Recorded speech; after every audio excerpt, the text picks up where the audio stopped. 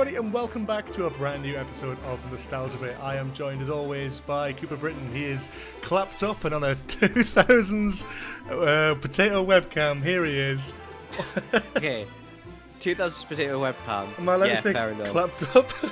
You saying clapped up because I'm ill? Is that what you're saying? Loaded, Okay, we can run with it. loaded with the we're clap. so confused.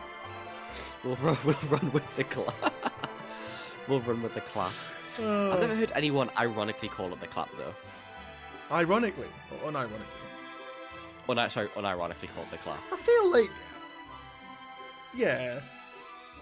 Oh, but you mean like in a jokey sense? You're not gonna... You wouldn't get that at a doctor's office, would you, where they go, Well, I'm sorry to tell you, you've got the clap. You joking like you've got the clap, but then it's like I've never heard anyone go, "Oh, like you actually got the clap." Yeah. Like I haven't got the clap, but no, let's specify he hasn't actually. He's just got a bit of a cold. No. Yeah, I've got a take us a whole minute to get to that explanation. Yeah. Cooper, why are you coming to us today? Sorry, That's a weird thing to say after talking about the clap. From an early 2000s potato webcam. I'm coming. Do you say early 2000s? This MacBook's from like 2014 or something That's like that. shocking from Apple then. Disgusting. I am currently away. Should I say what? Yeah. No, I'm not gonna say where I am, just in case. I'm away for work. I think by the time the episode comes out, you'll not be there anyway. It's fine.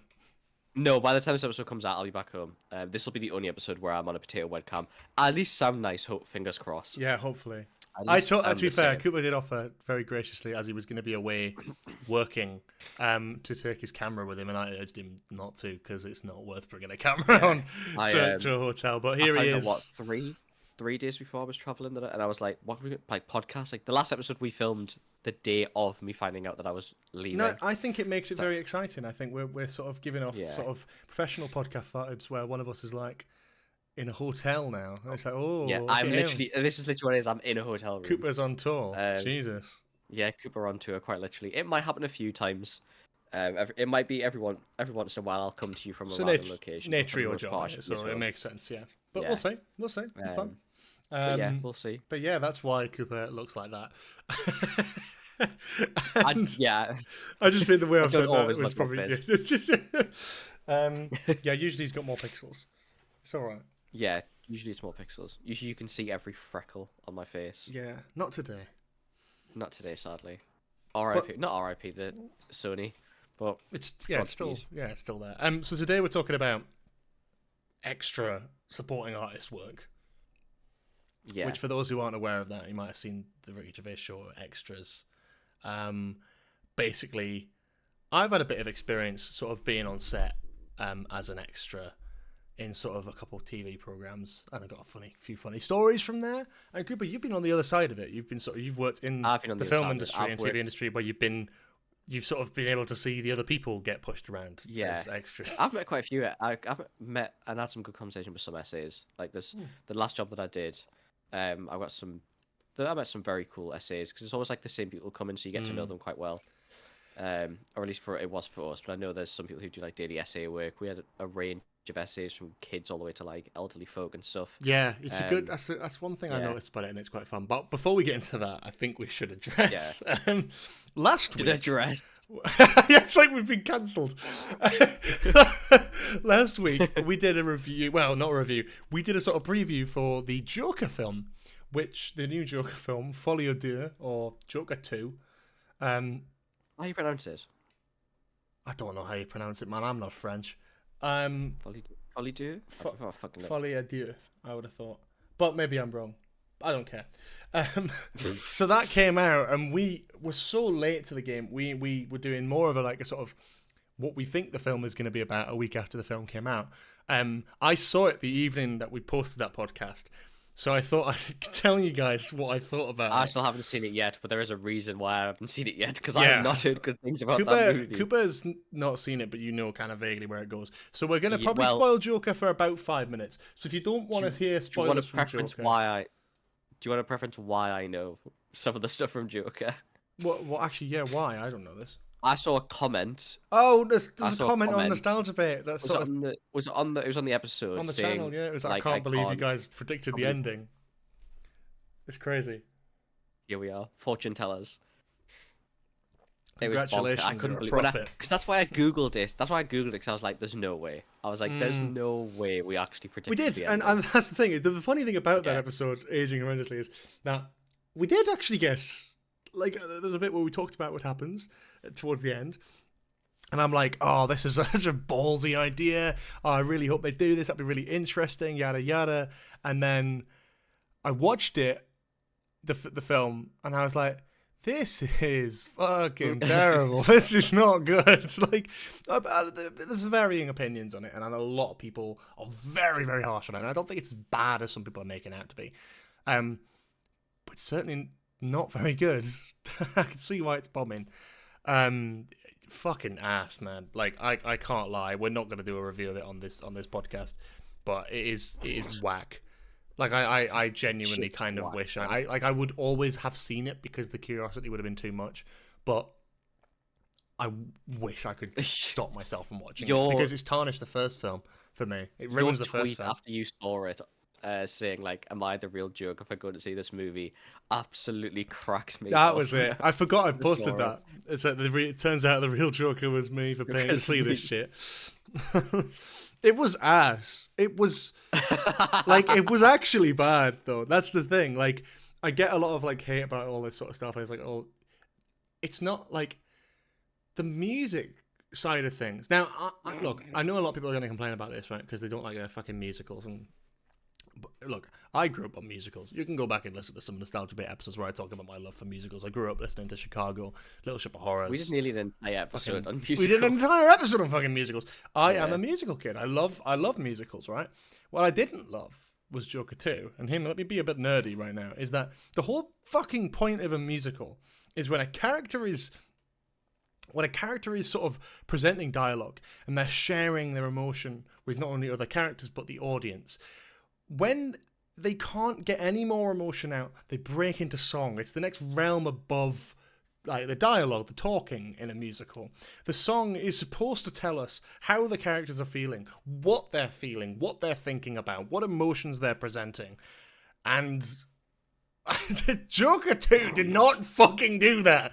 They just sang entire songs for no fucking reason. Like, some of them, fine. Okay, like, cool. I get it. There's some cool stuff in there. There's a really great one called, which is most of them are cover songs. There's one original song, but all of the other ones are covers of already existing songs, which is fine. Jukebox musicals exist. Moulin Rouge is a great example of a jukebox musical. But with Joker 2, it just not quite there. And they got to a point where there was too much of it. Where about the halfway point of the film, whenever they started singing, I would be head in hands, genuinely. And that sounds dramatic, but like, as the people I went to the cinema with, I was genuinely like, oh, stop. I hate it. It's also like I just when didn't. when you were talking about before, it's like it wasn't subtle as well. It was like dialogue, song. Like I can say it's the like, line. It like Yeah, go on. Harley goes, Joker, I'm pregnant. He goes, wait, what? Really? And then she goes, why do birds suddenly appear? And it's like, oh, fuck off. Like, honestly, there's a bit at the end where Joker is like at Harley Quinn and she's singing and he's like, stop singing. I'm trying to talk to you. Stop singing. And very well done, Todd Phillips. Very well done. Very meta. Very good. But that is how I felt for half of the film. Every time they start singing, I'm like, stop. Harley Quinn sings more than she talks. Really? I would put money on it. There is so many songs in it that it come from her. There's some great ones. There's a song called The Joker, which is an actual, not an original song. And it's brilliant. And Joaquin Phoenix sings it. There's a sort of hallucination sequence in the courtroom, and he's dancing around. The Joker is me. It's great. It's a really good, proper thing. I mean, Joaquin Phoenix isn't. He's no Russell Crowe, and he's certainly not Pierce Brosnan in Mamma Mia, but he is certainly not a singer, and that's fine. I like that, but I don't know. There was just too much of it, and that isn't even scratching the surface of my problems with the film. But my problem was it's boring. Yeah. I probably will watch it eventually. Again, me saying this again. I I have can- no desire to go. I see have this a at all. very.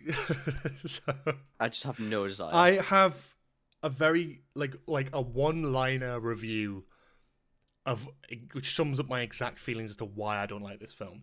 However, it does spoil half of the film, so I don't know. Go ahead. And for those that are listening, skip forward a couple minutes if you want to sort of miss this. But Yeah.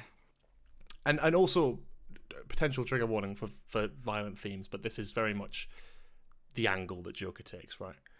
In the first film, Arthur goes from a sort of mentally ill, sort of struggling in poverty human being who is going through shit, and eventually his outlet is becoming the Joker, becoming this horrible fucking murderous clown, right? This entire film is basically trying to revert that.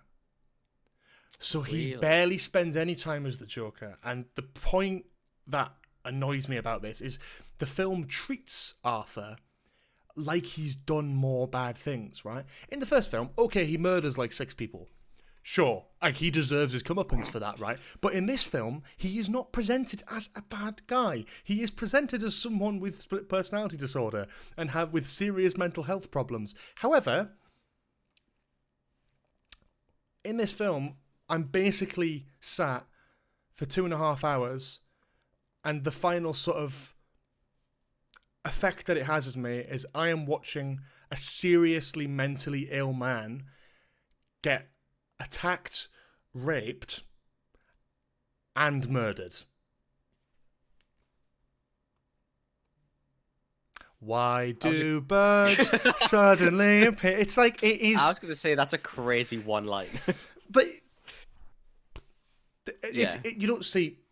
Okay, you don't see much, but the implication is very much there, and it's incredibly degrading. But you're not watching this happen to someone who is a bad person in this film. Like, obviously, the Joker is a bad character, but like, the way it's presented is like his thing through the film is going, "I'm not the Joker. I'm Arthur. I'm not the Joker." Like that was there was a mistake, and it was a bad, and I've learned. So this entire film, he's just someone who's really struggling mentally, and the entirety of society is just killing him and abusing him and fucking with him, and it's so fucking miserable to watch that. Like, that's not me trying to make a joke. That is actually how it feels to watch it, and I'm like, that's miserable. Like they didn't know what angle they were trying to take with the movie. They have an angle. They have an angle. There is an angle, but it's wrong. No, it just doesn't do what they want it to do. They are sort of when you sell 2 films. If I said about 5 years ago, I said, oh, by the way, in a few years' time, there's going to be 2 films back to back, and they're both there's Joker and Joker fucking 2. Like, where do you think that's going to go? And you could predict anything you want. I guarantee you would get nowhere near what this film actually does, because it's just they just try and revert everything. They tried to make him not the Joker, and they did this whole thing of, oh, he's not actually the Joker, but it fucking, like, don't sell 2 films on it then. I get it. I thought it was a ballsy decision, but the whole plot revolving around him going, oh, I'm not the Joker. Like, Arthur doesn't fucking murder anyone this whole film. Really? No, there's no like criminal activity. The worst thing he does, arguably, is like I guess try to escape prison once, but he didn't really try. He just sort of clung to the fence so he could talk to the press. That's it. So he's just a swell guy in this movie. He's just not like evil. Yeah. So it's like he's just really mentally ill, and he's being manipulated by a fucking so it's not a Joker movie. It's like it's Arthur Fleck the movie, but the whole point is he's trying to mislead the audience. Arthur Fleck the movie. It is because that's who it is. Because the real Joker is at the end. Yeah. Fuck off, man! How lazy! What lazy fucking screenwriting! I'm sorry. When I googled the ending, the first thing that came up was like a TikTok of someone being like, why the man at the end is Heath Ledger's Joker. And bollocks. No. That is horrendously disrespectful to Heath Ledger. Because he gets shifted in prison, and in the background, this blurred fucking like lens shot of Arthur bleeding out. In the background, you see the guy cut his fucking mouth open. That's it. That doesn't mean he's fucking Heath Ledger's Joker. They tried to do it with the first film. What do you mean, George? It is. That's what he cuts his face, so he is definitely Heath Ledger's Joker. I hate it. I just like, really hate it. Like, it just doesn't work, man. It doesn't work. Anyway, I want the two clips next to each other of you next week being like, it would be a ballsy move, and I would enjoy it to now. it's just terrible. It's just bad. But it's the whole thing of Yeah. like, it doesn't feel like a Joker film. And if he was an evil prick and he was blowing people up and killing people, yada yada, then he gets, you know, horrible shit done to him. He gets killed. And I feel like he more deserves it. But and he's like, okay, like, I mean, the reason he gets sort of sexually assaulted is because he calls the guards in Arkham fat.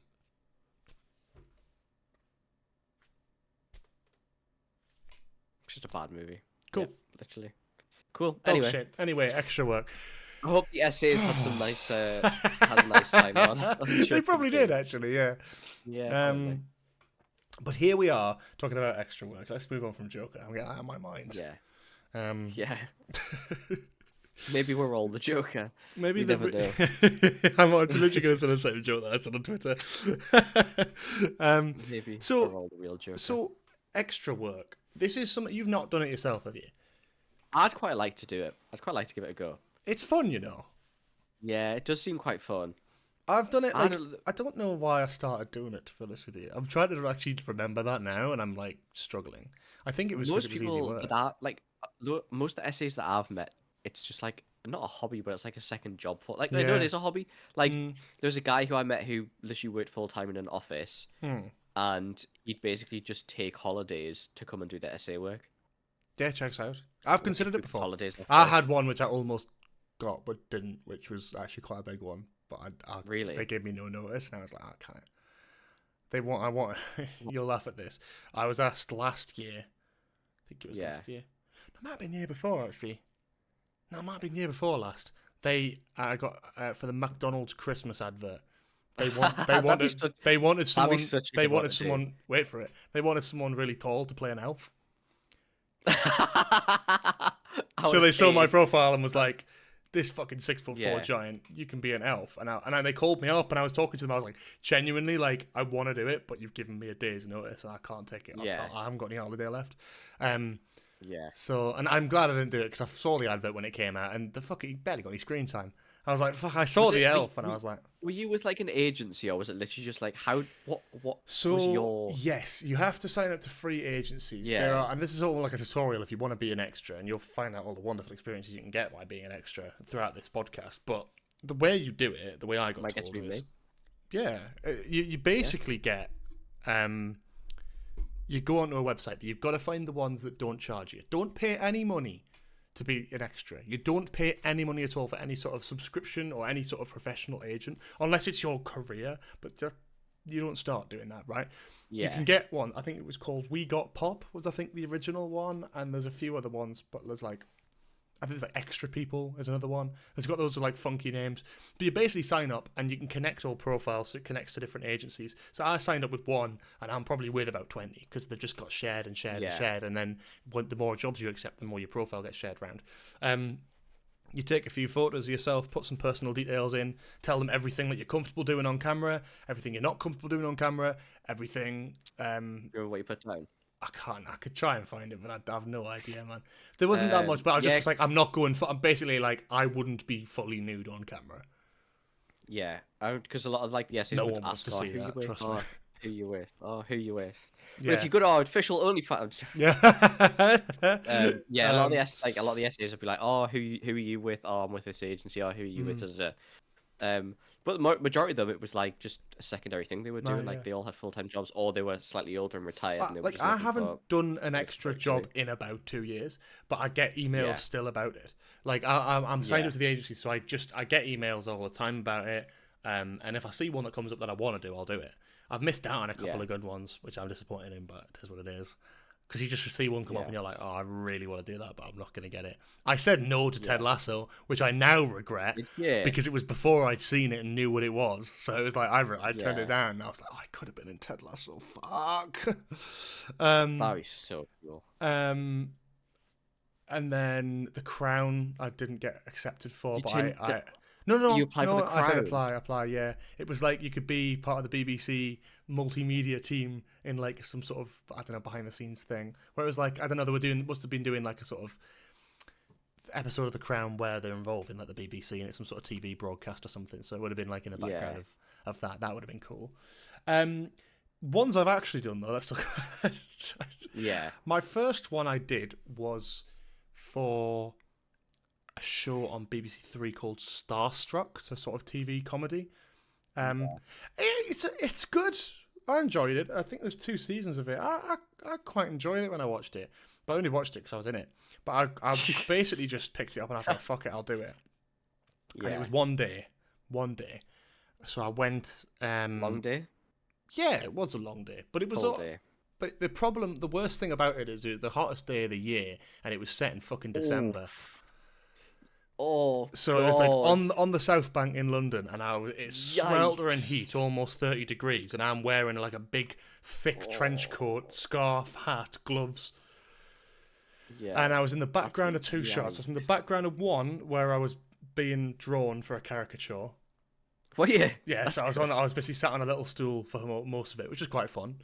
And the other one, I was behind the main character in a cafe. The problem is nowadays they use such great lenses that anything that isn't the subject is a blur. Yeah. Right? So, like, very sort of modern cinematic kind of style. It's like, you can't actually make out it's me. I know it's me, because I can see my fucking dyed fucking... Your frosted tips. That's it. I was thinking of the word. My fucking frosted tips, but you can't tell it's me if you just looked at it. Yeah. Like, you wouldn't be able to spot it. The next one I did was for an Apple show, which I can't remember the name of because it came out like 2 years after I did it. It was like a long, oh god, Apple TV. It had Vincent Cassell in it and Eva Green. It's called Liaison. That's it. And I was in the very last scene of the finale in London as well. episode. This was probably one of the coolest ones I had to do, bar the main one, because this was like, well, the thing is, it was funny because I didn't realize it was the season finale. Only one season got made. They're never making another one. Yeah. But I can definitely see myself in this one. Basically, it's like a terrorist attack in London. The scene. So I had to I was like, basically had to react to like a helicopter exploding and like run away. It was very cool. They had a great setup. I was stood really close to Eva Green in one shot, who's of course very well known for a bunch of different projects, but Casino Royale is probably one of their biggest ones. So she was very close to me. I was just like in the background talking, and then as part of another scene, I was sort of down by the riverfront and basically just had this like big light in the sky that would sort of flash red, and that would be the helicopter exploding. And genuinely you had about 30, 40 people, and then they had police cars and ambulances like round the corner, like SWAT, cars.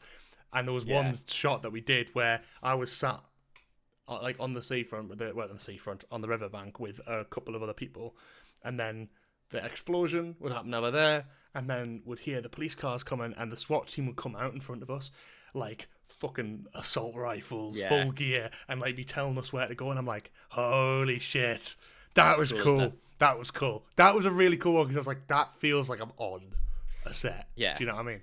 Like, we had the last job I worked on. We had we had some big essay days. Like 45, I think, was the most we had in a day. We had like some big courtroom scenes. There was one where they had the action vehicles as well. So they had like police cars, ambulance. It was awesome. So it's very cool. It's really sick to see that stuff. And you probably see, you're working in the sort of film TV industry now, so it's like you're getting a little bit of a different sort of flavour of that and still able to see a lot of those things. For me, as someone who doesn't work in that, it was great to be part of the action really up close to it, because I mean, that car pulled up in front of me. They're telling me to fucking move. I feel like I'm part of it. I love that. I did do one, which I can admit now, I kind of fucked them over a little bit. So, because but this was the time as well. Also, by the way, if you're ever considering supporting artist work, it's a great little industry to get into, and especially if you want to make a little bit of extra money, because it's fucking. I have to say, you do make money from it. You make money. I I know loads of like people who I've worked with in the past. Like I was saying before, like it's just extra money for them. They're like, oh, Yeah. I just do it, and a lot of them is because it's like they enjoy movies and TV shows and stuff. Mm. Like if you have a full-time job and everything like that, but you love like the TV and you're so fascinated, but you don't have to completely restart your career, SEO work's so good to get into. Yeah, it's great. Like it's really good because it's something extra. You get a lot of like insight on stuff on set. You get to see famous people. You do get to see famous people because you're very close to the action a lot of the time. And you'll see people. You're like, oh my god, that's this person. This person. You never really get to talk to them unless you're really ballsy. But like, it's cool to have that. And I think, but there's some things like, especially a couple of years ago when I was doing it, because you get paid for anything. So like they would have to do a COVID call out. So I'd have to travel to like a studio or a production office to get a COVID test. And then get sent home, and then come back a day later to get costume fitting, yada yada, right? So the COVID test alone, you'd get like 70 quid for the day. It was fucking crazy. I was just about to ask, did you have to go and do costume fitting and stuff as well? Costume fittings. Well, that was the one. So I did a one that was at the Warner Brothers Studios, which let me tell you was very cool. Did you? So that was for a show called Avenue 5. I was like, I've never seen it, but it's written by Armando Iannucci. I think it had Hugh Laurie in it. It's like a space comedy, whatever. Looked pretty good. So I was like, you know what, I'll do it. I went there. The best story I've got from that, probably when I went for a COVID test and I saw someone from Alan Partridge. But no, I got the COVID test. It was really cool because you got to go into I actually did go into the studio for the costume fitting. And it was at the same time they were filming Wonka. So you could walk past people and they'd be in like all the costumes for Wonka. Yeah. I walked past the storage bit for Wonka and they had all that like lollipops and all that sort of shit. So that was really cool. The costume fitting though was fucking atrocious, which is part of the reason I kind of turned it down. So basically, I did the COVID test, I did the costume fitting, and I got told basically then it was like so the role was for a member of the Cuddle Club. And I was sat with a bunch of other sort of elderly gentlemen. Cuddle Club members. Yeah, I was sat with another bunch of elderly gentlemen who were also part of the Cuddle Club. And basically, I had to get dressed up. And I don't have this photo. I really wish I did. I don't, but I did take a photo of it somewhere. The costume they fucking made me get into was absolute. I was like, I wouldn't be seen fucking dead in this. It was like... big. It was like everything was fluffy and like bright pink. Yeah. And everything was just really like silky. How have I never seen this? And I was like, that is fucking atrocious. I genuinely was like, this is really funny. And it was very close to the end of the year as well. I was going home for Christmas and there's a bunch of other stuff going on. Then they moved the date of the shoot. We have to rearrange. And they said, can you make this date? And I was like, no, I could. But I was like, no. Yeah. I don't, because I didn't want to do it really. And also I was like, well, at the end of the day, as bad as it seems, and it is a bad thing to do, I shouldn't have done that.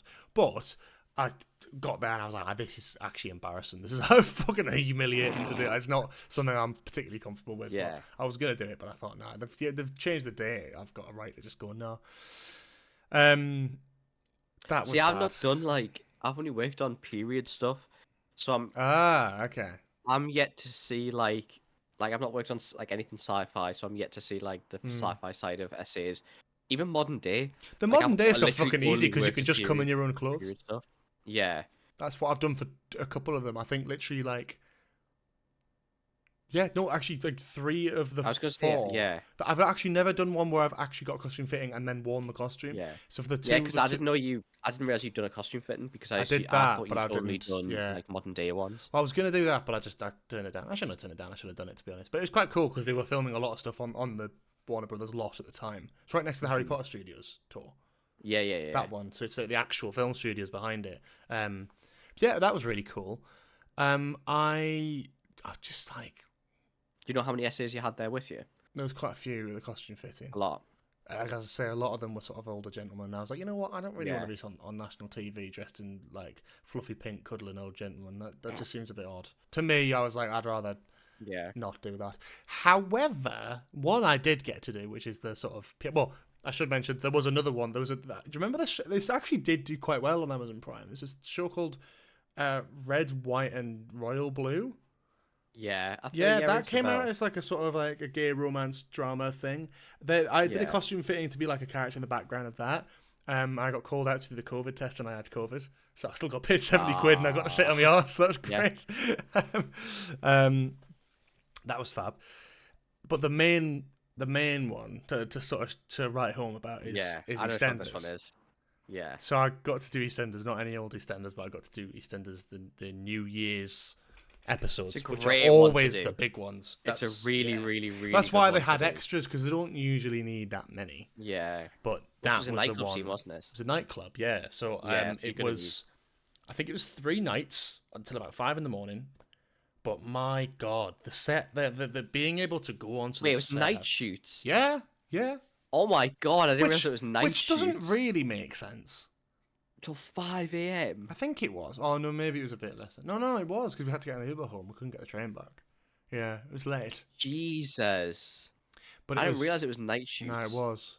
I don't know why. Probably just because. No, Was I think they shot some stuff outside through the windows as well. So this is the thing, right? That was it. So it was. I was gonna say, was it out on location or was it in the studios? This is the thing. Both. Eh?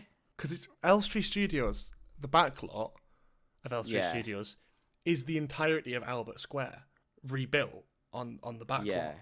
Where they shoot EastEnders is not a real. It used to be a real place, and the real place was actually right next to where the studios was.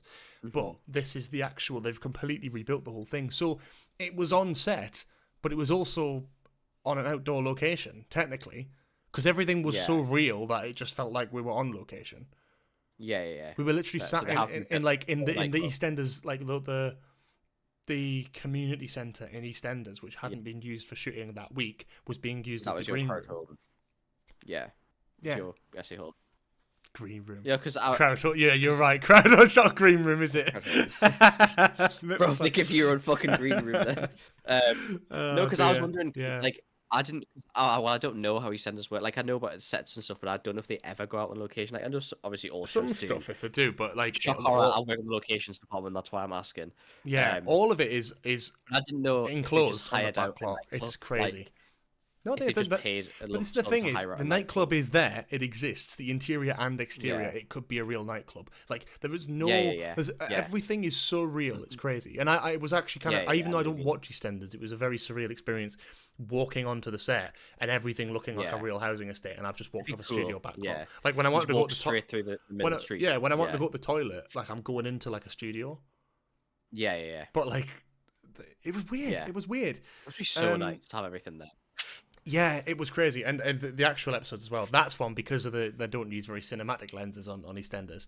I have to respect the production behind that because they were shitting out. You're episodes. also the tallest fucker in that nightclub, so it's quite obvious. I love that. Yeah, so I was able to be seen quite easily in the background. I'm sure I'll share this on Twitter and the Discord and all that. Was it last year's New Year's, the year before? Year before.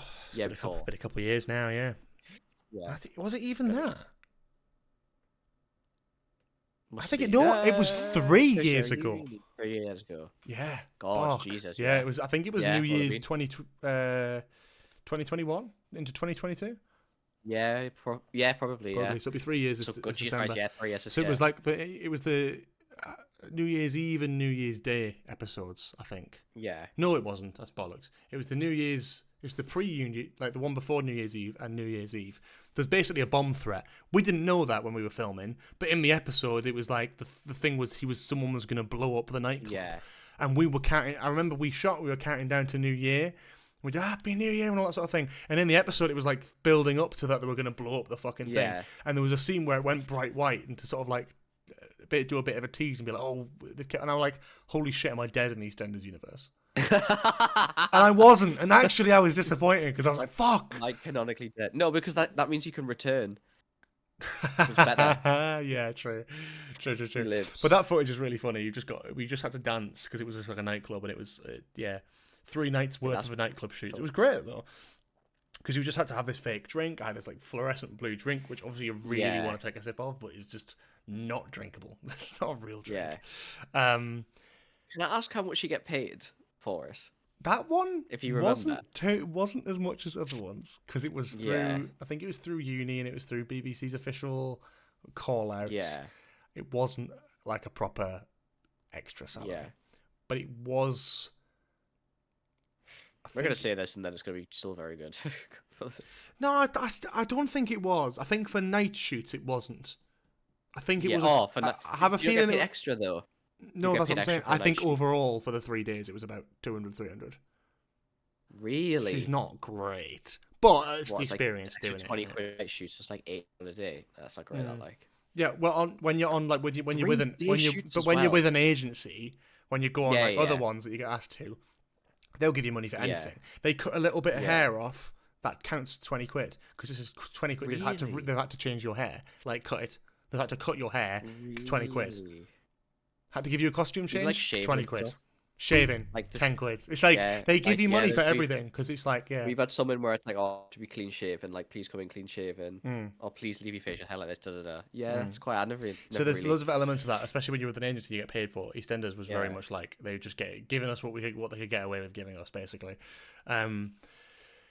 But it was good. Like, it was an excellent experience, and I love the fact that on New Year's on EastEnders, I was just in the so many background essays were there dancing. as I mean, well. you can see the Yeah. footage. Again, I'll share it on Twitter or something, Yeah. Discord or something.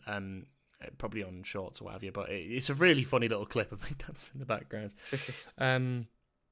So my essay story. So obviously I've not worked too much, but because we're talking about the essay holding being the community centre. Yeah. The coolest place that I've had essay holding was McGonagall's office at Durham Cathedral. We used, McGonagall From Harry Potter, yes. Yeah, so we used her office, which is the set from Durham Cathedral, I didn't even know that was Durham Cathedral. So that tells you. The most essays I've seen is about 45, as I said earlier, for like courtroom and a few bits here and there. I know a lad who I was working with on my last job. Because we were asking, because it was one of the big essay days, and he was like, "Oh, what's the biggest like amount of essays you've seen?" I was like, "Oh, well, probably today, like 45, whatever it was." And he went, "Oh, when I worked on Secret Invasion, we had 100 plus in, but half of them were in prosthetics for Love school." that. That would have been hard Can to you get imagine? to. Yeah. Mate, that sort of shit is Can just you like. imagine I'd love that. on man. that? I I'd can't really remember where he love said that. was shooting. But can you imagine being asked to come in as an essay and you're having to be there for like a fucking 3-hour pre-call to be put in school Honestly. prosthetics? Yeah, Going to your fitting and they're taking like the sculpts of your faces and stuff. that would be so cool. I'd love to be on a It'd be Marvel project. so I'd love to be cool. on like a Doctor Who thing. I'd love to be on anything that I watch. I'd love to be Yeah. on in any capacity. And I love the idea of like doing like monster like prosthetic work. Yeah. Looking like an alien, anything like that would just be really cool. Or obviously like a stormtrooper, wouldn't mind doing that. Yeah. Be a bit tall. They're like for a full stormtrooper, though, I battalions think. though. Yeah. They hire in like the battalions now. There the are stormtroopers, don't professional like cosplayers just to save them a little Yeah. bit of money. Yeah, fucking hell. they? Yeah. It's interesting though, Which and I is wonder how they do very it in the cool. UK as well, because that's obviously an American battalion, isn't it? I think it is. There's different battalions all over, isn't there?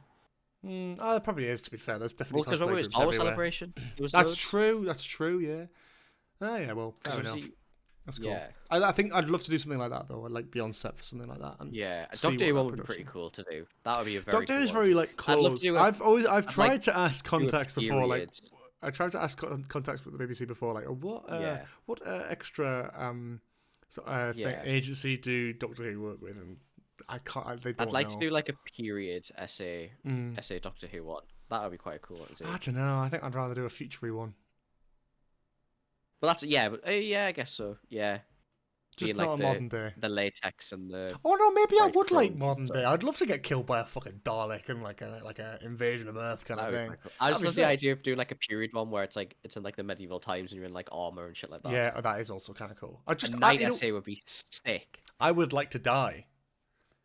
as an essay.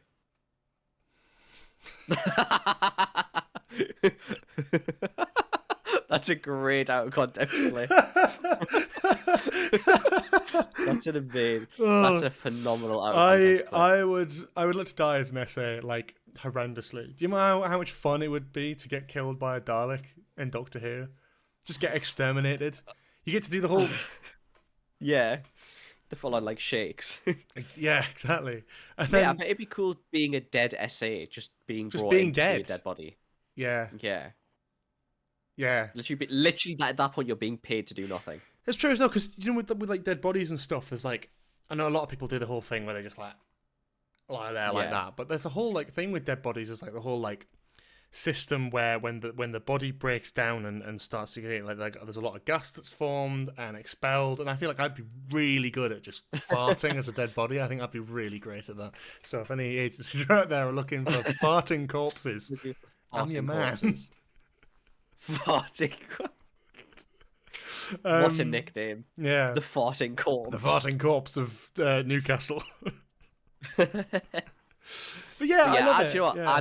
I'd quite like to do some essay stuff. I've never done it before. It's worth But it. It's worth a good punt. crack. The thing is, it's quite with your schedule already working in film and TV. It's quite hard. Yeah. But I know some people who, when they have like dead periods of work, they'll do essay work. oh yeah, it's good money. It is good. It's really Yeah. good money for what you do, and I think like a lot of it you can work on other projects. Like one of the days I got called up for liaison, like I did 2 night shoots. And one of them I was doing stuff the whole night. The other one I genuinely wasn't in a single shot. They just let me sit there pretty much all night. I listened to music, just did some like writing notes, and just sat there for fucking like 8 hours and did fuck all. Like I just sat on my arse for 8 hours and got paid like almost 300 quid for it. I can't lie, it's pretty good money. When you do fuck all, it's pretty good. The one thing, if you're going to be an essay, is you have to bring things like you have to find a way to entertain yourself.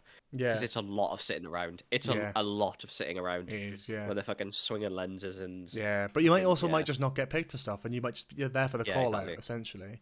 You get paid extra if you do lines though. Not like coke, but you like actual lines of dialogue. And there's loads of different things. I love it. I love it for that, and it's sort of even just having this conversation makes me want to sort of pick it up again, because I feel like I've neglected it a little bit, just because I've not been bothered, and I've been working full time, and I've got other projects on the go. Podcast. Your short film that you've got in the works. Have you thought about any essays? Oh, that's a good question. That's a really good question.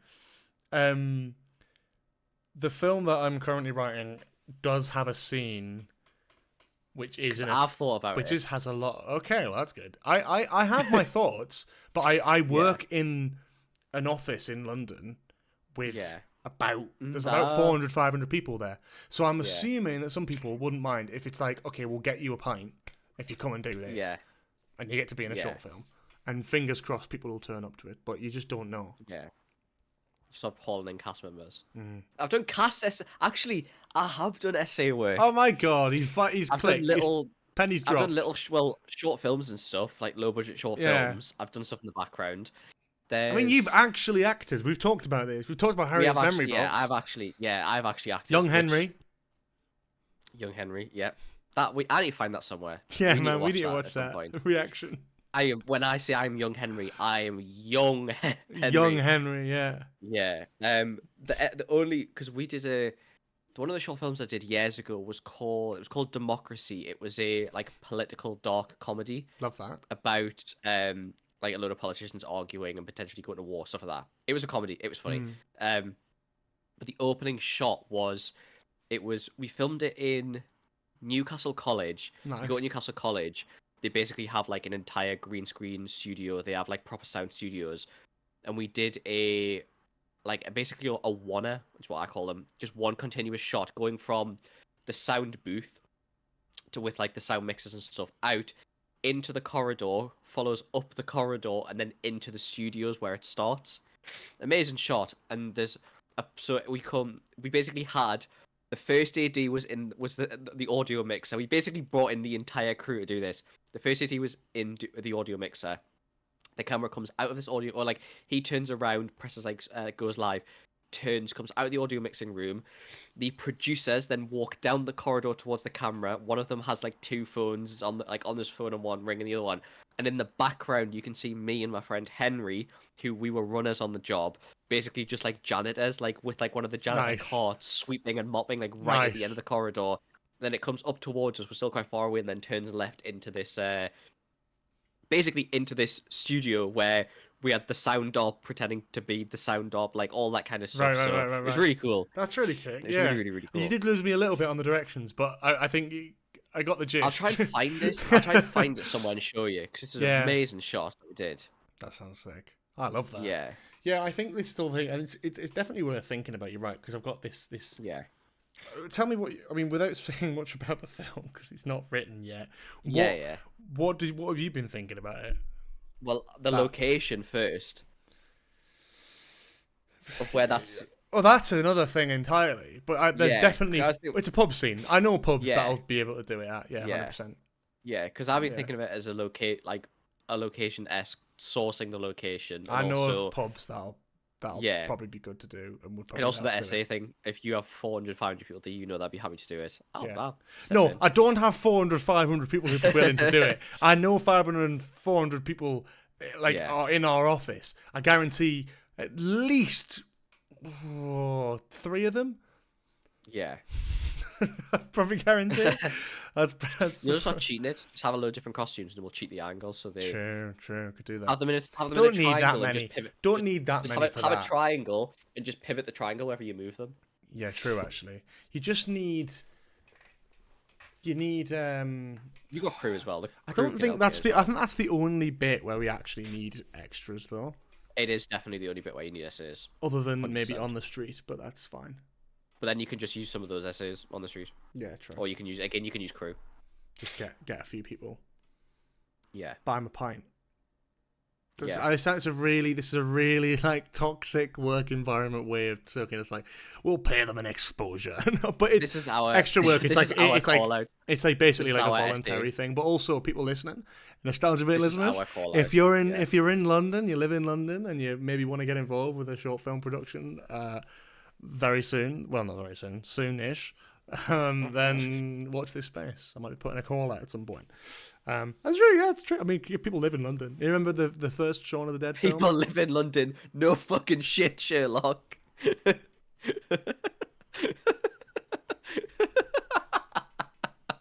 As someone who lives in London.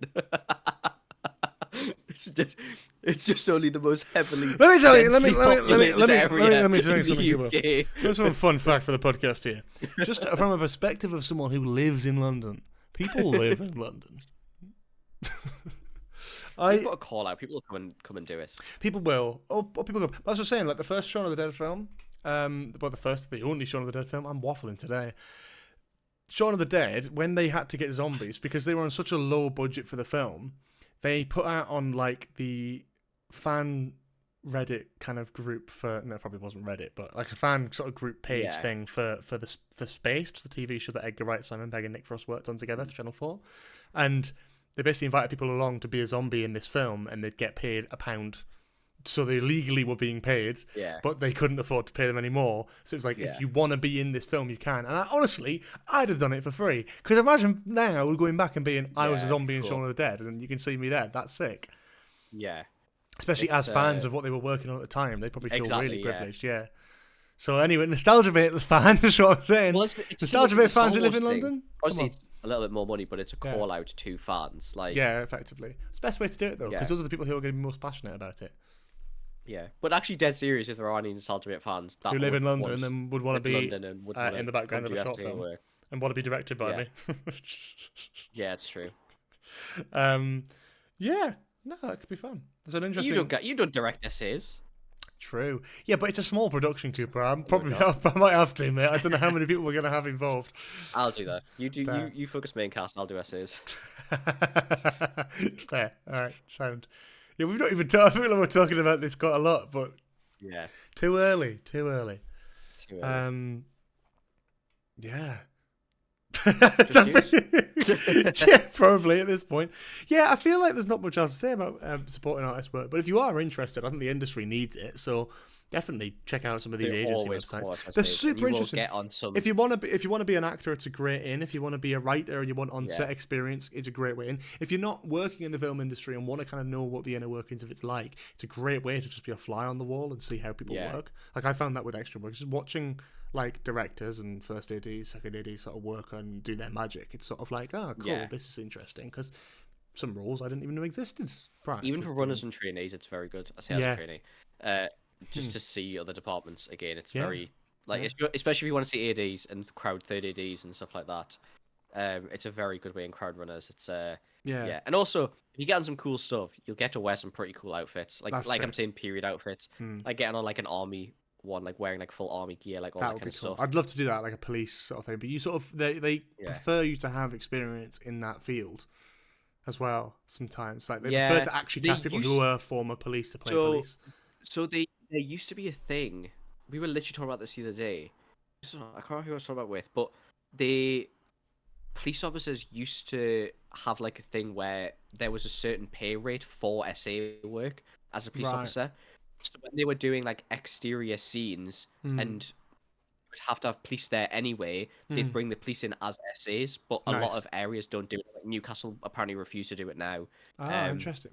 Liverpool, I think, still does it. I think I was talking to someone who'd worked in Liverpool, and he was saying that last year they did something that was it was this year.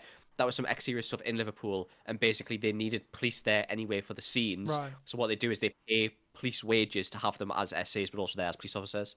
Nice. So they get double basically. It's pretty cool. Yeah. Nice. Which is quite nice. Sound. I think it's something like that.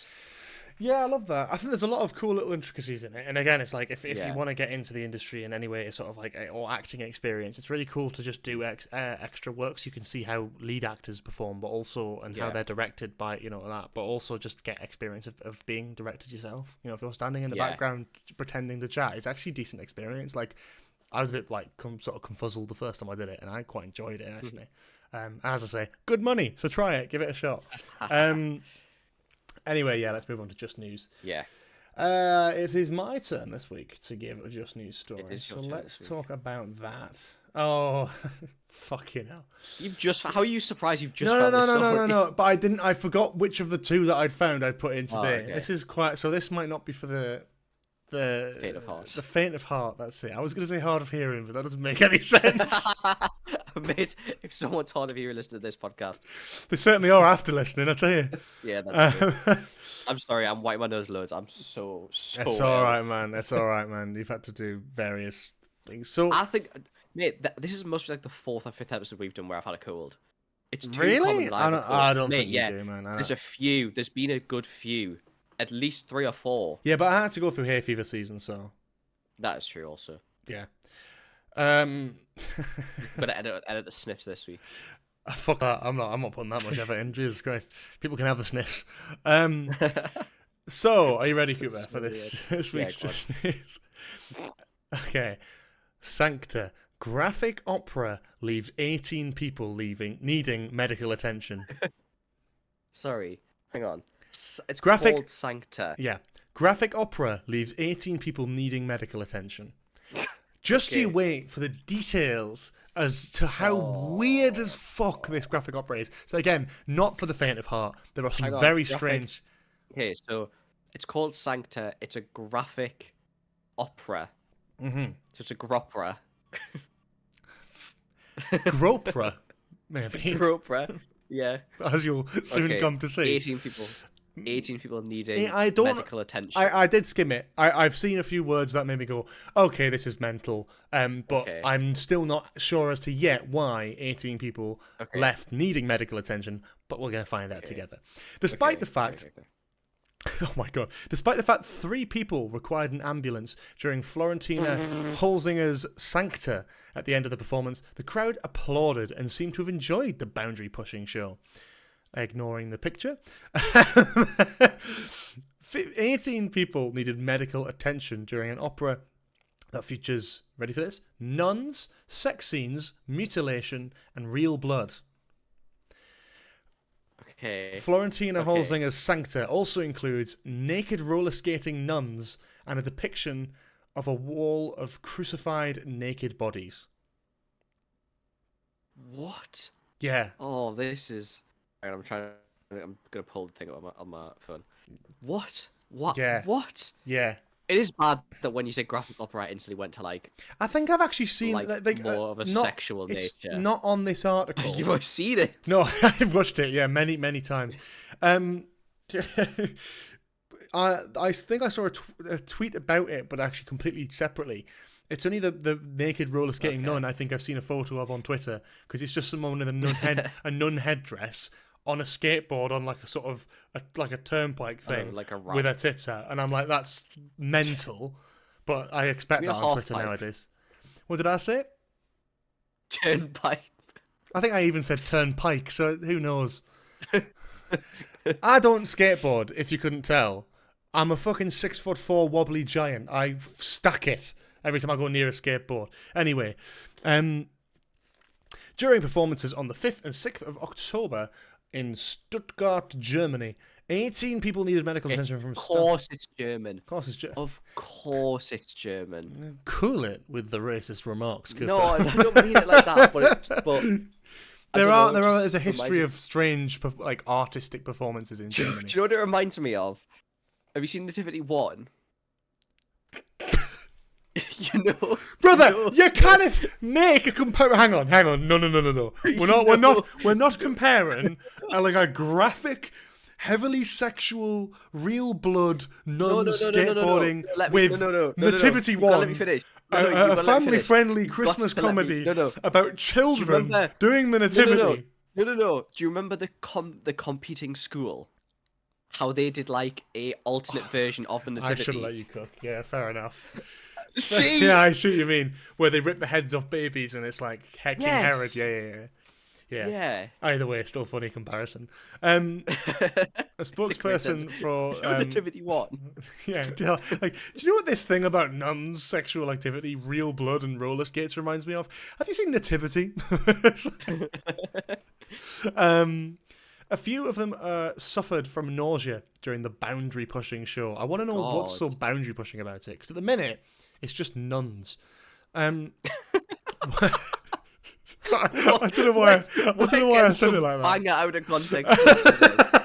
You know? I don't know why I said it like that. One instance took place before the show even started, and in 3 instances, an ambulance was called to the venue. Despite this, opera goers seemed to enjoy the performance and applauded after. Once, the spokesperson said, "Of course, we highly value the well-being of our audience. That is why our staff is always excellently prepared for these kind of incidents, which happen during other performances too, albeit in small numbers." I think if it's actually knocking people out and making them need urgent medical attention, I think there's something to be said about caring about your audience and maybe shutting the fucking thing down. By all means, we had informed our audience about sensitive content before the performances. The great applause after indicates that the vast majority of people knew what the performance was about. It's basically like they're giving the sort of like Rick and Morty fan excuse where they're like, "You're not intelligent enough to get this. That's why you called an ambulance."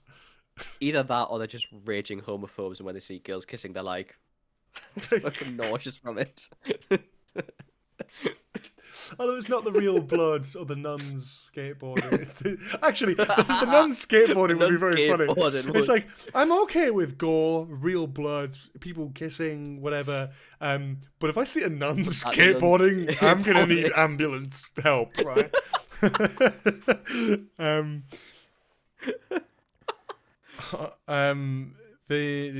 Through the almost 3-hour performance, the spokesperson said that there were 2 scenes lasting only a few minutes that might be hard to watch.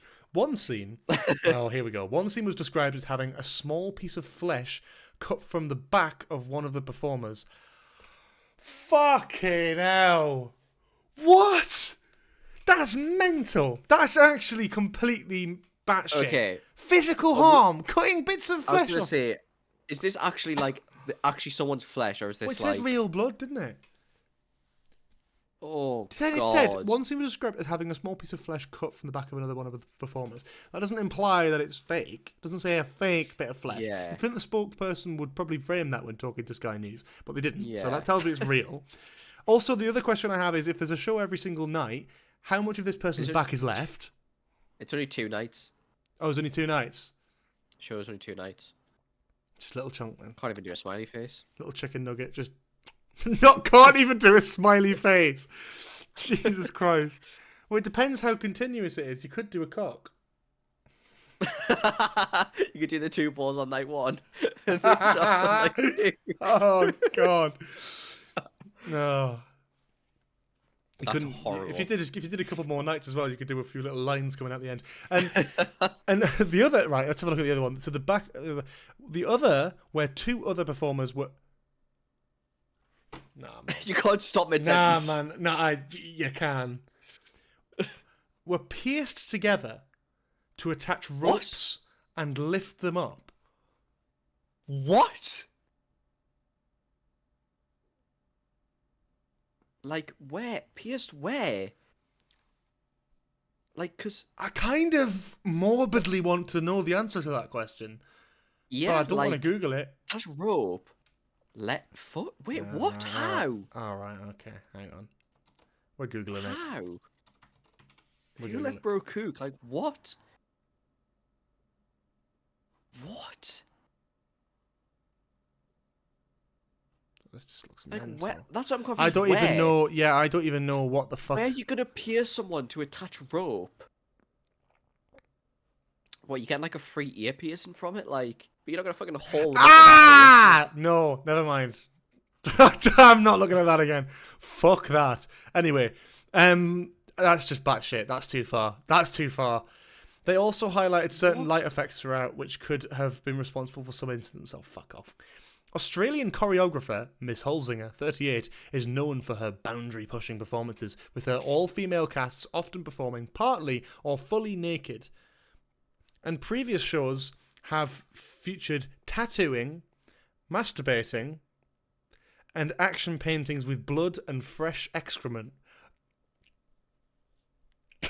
Do you know what? I read the word before it realised in my head what it was that I was talking about. What the fuck is what? To be fair, I've had some curries that I've maybe do that to the toilet. Action paintings with blood and fresh excrement. Come on. Do you reckon they send them to a curry house beforehand? Oh no! Oh god. God, talk about Ring of Fire. What? Jesus. Yeah. So, were these all right? Oh god, it keeps Who going. the fuck is going to see these shows? I don't know, but I feel physically sick reading this. In an interview with the same outlet earlier this year, she said, "Good technique in dance, to me, is not just someone who can do a perfect tendu, type of dance move, but also someone who can urinate on cue." Brilliant. Is that actually what it's saying? I need to start reading these quotes before starting them, because I feel like I'm just getting through them and going, oh. What? To be fair, that was also my requirement What? for a podcast co-host. What? You have to be able to talk bollocks and have good banter, but you also need to be able to What? urinate on command. What an amazing quote. That's an amazing quote. I can imagine them saying that. Anyway, Sancta is based on the controversial... That should be the front of like a dance, like a fucking dance tutorial book. Like how to be better at dance. You would be a perfect attendant and also urinate on cue. What an amazing quote. God, can you imagine? That's awful.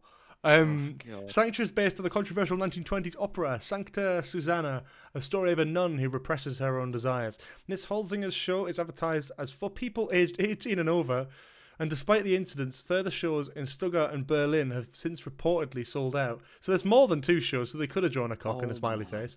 Yeah, that's true. In a statement put out by her social media on Friday evening, Miss Holzinger said the idea behind the show, the church's representation of women and the treatment urinate on cue. The church shows the audience urinate on cue. The church's representation of women and the treatment and influence on the female body expressly points to explicit content. Oh. She accuses media outlets, this is going to be good, of not contextualizing her work and said that it dealt with real and complex issues that many of the people in the audience related with. Miss Holzinger added she had to deal with threats of violent and hate speech since the coverage. That's obviously not on. But then again, Yeah. it's a bit far in some cases. But then she finished it off by going, if you don't want to see it, don't come. Don't come. All piss or shit.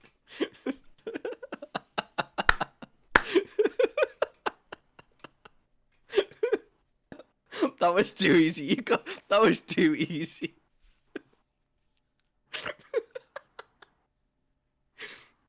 That setup was too easy. I'm just imagining the Kamala Harris meme where she's like, do not come. Do not come.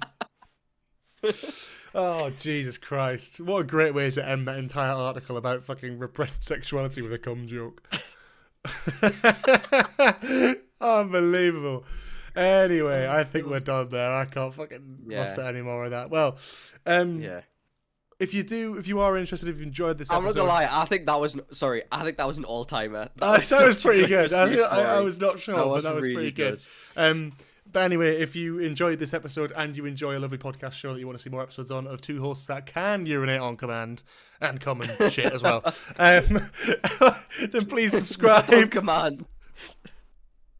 Yeah, I need a couple minutes. 30 seconds.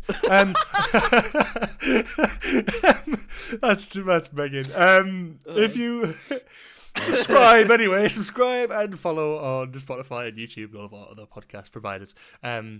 Please do check out more of our episodes as well. We've got more spooky shit coming up towards the end of the month. I shouldn't say the word shit. So look forward to that. In the next couple of weeks, we're going to be doing some more Halloween-related episodes. Should be quite fun. Talk about some horror stuff and maybe some spooky stories. Just booze. We have got a very exciting... Just booze. Fucking hell. You sound like an alcoholic. Just booze! Just booze! Anyway, thank you so much for watching this episode and the horrendous Just News story if you managed to go through it or listen.